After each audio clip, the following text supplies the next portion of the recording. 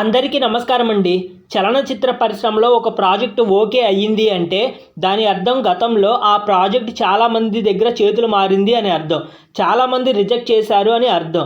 ఆ విధంగా ఎక్కువ మంది రిజెక్ట్ చేసిన కథలు కొన్ని ఫ్లాప్ అవుతుంటాయి, కొన్ని బ్లాక్ బస్టర్లు అవుతుంటాయి. హీరోల్లో ఎవరెవరు ఏ ఏ బ్లాక్ బస్టర్ సినిమాలను వదులుకున్నారో చర్చించుకుందాం. మొదటిగా చెప్పుకోవాల్సింది రామ్ చరణ్. రామ్ చరణ్ది విచిత్రమైన పరిస్థితి. మెగాస్టార్ బ్యాక్గ్రౌండ్ రామ్ చరణ్ పాలిట ఎంత వరంగా ఉందో అంతే శాపంగా కూడా ఉంది. ఎందుకంటే నాని గారు నటించిన గ్యాంగ్ లీడర్, మహేష్ బాబు గారు నటించిన శ్రీమంతుడు ముందుగా రామ్ చరణ్ వద్దకే వెళ్ళాయి. శ్రీమంతుడు ప్రాజెక్ట్ అయితే కొబ్బరికాయ కొట్టి పూజ కూడా చేశారు. చిరంజీవి గారు కలగజేసుకుని వద్దు అనడం వల్లనే రామ్ చరణ్ దగ్గర నుండి ఈ రెండు బ్లాక్ బస్టర్ సినిమాలు చేజారిపోయాయి. ఇక నితిన్ నటించిన ఆ సినిమాలో కూడా మొదట రామ్ చరణ్ని అనుకున్నారంట, కానీ వదులుకోవాల్సి వచ్చింది. ఇక రెండు జూనియర్ ఎన్టీఆర్.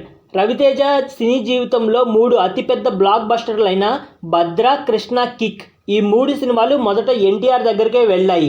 ఆ తర్వాత రవితేజ గారు అందిపుచ్చుకున్నారు.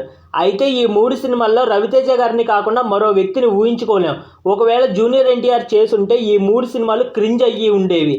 ఎందుకంటే జూనియర్ ఎన్టీఆర్కు సీరియస్ ఎక్స్ప్రెషన్లు తప్పితే హాస్యం పండించడం చేతకాదని అందరికీ తెలుసు. అలాగే మరొక ప్రాజెక్టులో జూనియర్ ఎన్టీఆర్నే గెంటేశారని మీకు తెలుసా? ఆ సినిమా మరేదో కాదు, నాగార్జున, కార్తీ నటించిన ఊపిరి సినిమా.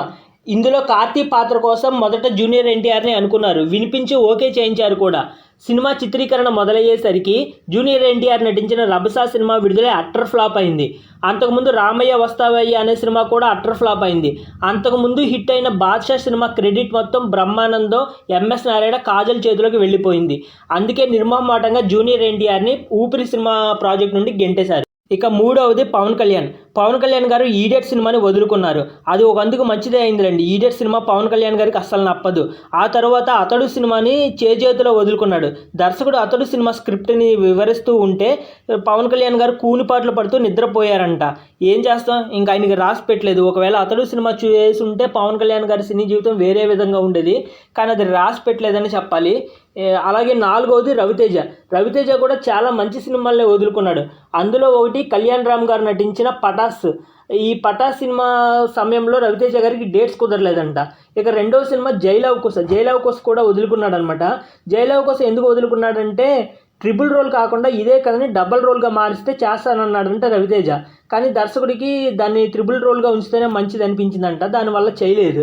అలాగే ఈ మధ్యన విడుదలై విజయం సాధించిన జాట్ సినిమాను కూడా రవితేజ వదులుకున్నాడు. ఈ విధంగా చాలా సినిమాలు వదులుకున్నాడు అనమాట రవితేజ. అయితే రెమ్యునరేషన్ దగ్గర మనస్పర్ధలు రావడం వల్ల, నిర్మాతలకి రవితేజకి మనస్పర్ధలు రావడం వలన రవితేజ చాలా మంచి సినిమాలు వదులుకున్నాడని ఒక విమర్శ అయితే ఉంది చిత్రపరిశ్రమ. ఇక ఐదవది చిరంజీవి గారు. నాకు తెలిసి చిరంజీవి గారు వదులుకున్న అతిపెద్ద బ్లాక్ బస్టర్ సినిమా అర్జున్ నటించిన జెంటిల్మెన్.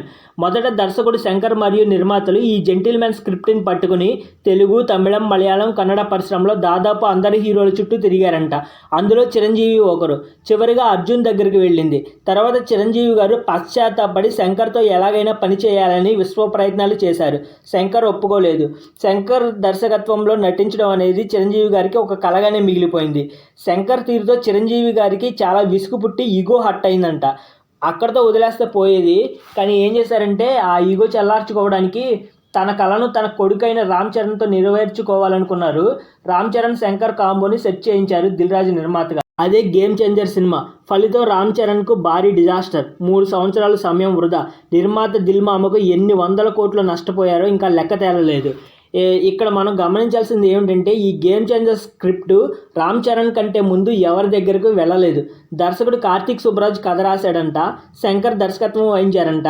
రామ్ చరణ్ నెత్తి మీద, దిల్ మామ నెత్తి మీద దరిద్రం తాండవించిందని చెప్పాలి. ఫ్రెండ్స్, ప్రతి మెతుకు మీద తినేవాడి పేరు రాసుంటుంది అని తెలుగులో ఒక సామెత ఉంది కదా, అలాగే ప్రతి స్క్రిప్ట్ మీద నటించేవాడి పేరు రాసుంటుంది అనమాట. ఆ స్క్రిప్ట్ ఎవరి దగ్గరికి వెళ్ళాలో వాళ్ళ దగ్గరికే వెళ్తుంది. ఓకే ఫ్రెండ్స్, నేను ఇచ్చిన సమాచారం నచ్చినట్లయితే లైక్ చేయండి, షేర్ చేయండి, మీ అభిప్రాయాలను కామెంట్స్ ద్వారా తెలియచేయండి. అలాగే కిన్నెర సాని ఛానల్ని సబ్స్క్రైబ్ చేయడం మర్చిపోకండి. ధన్యవాదాలు. Thank you.